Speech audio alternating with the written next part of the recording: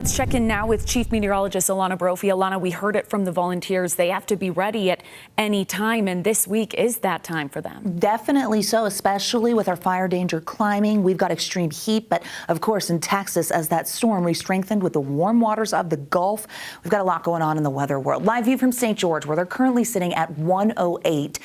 Very dangerous heat has moved into the region, and it's going to continue to expand and eventually impact us along the Wasatch Front. As we take that live view, you don't see a cloud in the sky. Dry conditions and an excessive heat warning is in effect for lower Washington County. That also includes over towards Kane County and the Glen Canyon area. This will hold through Friday night. But new today, we actually have those excessive heat warnings for the western side of the state, including the Wasatch Front. And we know that those go into effect for the midweek. So that heat is going to expand. Brand new excessive heat watch Thursday through Saturday for a portion of the Uinta Basin and the swell. So you kind of, just by looking at the alerts, can see where that heat disperses itself and how it builds throughout the week. That's what we're going to continue to see. And while it may be seasonal along the Wasatch Front, we know that heat is coming. Live view from Ensign Peak with clear skies, quiet conditions, and that high pressure really driving the bus. The positioning of the high pressure in the west is something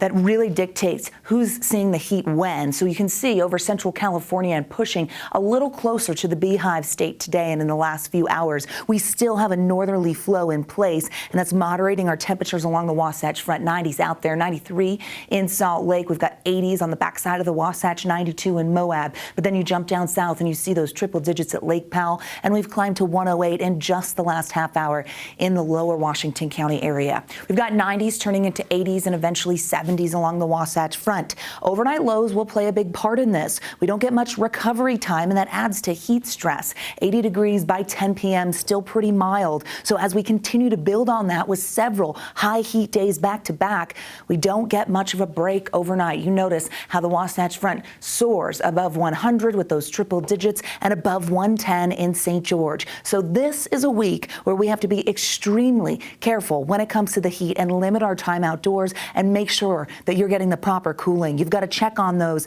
that really don't have adequate cooling, because the heat really means business. As we look at the upper level futurecast, it shows that area where the high is pushing. It's going to center up over the Four Corners, and as it does, just build that heat into the Beehive State, meaning the Wasatch Front could challenge and break records, and we know the potential is there in southern Utah as well. Hottest all-time temperatures recorded in St. George is 117. In Salt Lake, it's 107. We could be flirting with that dangerously as we head towards later in the week.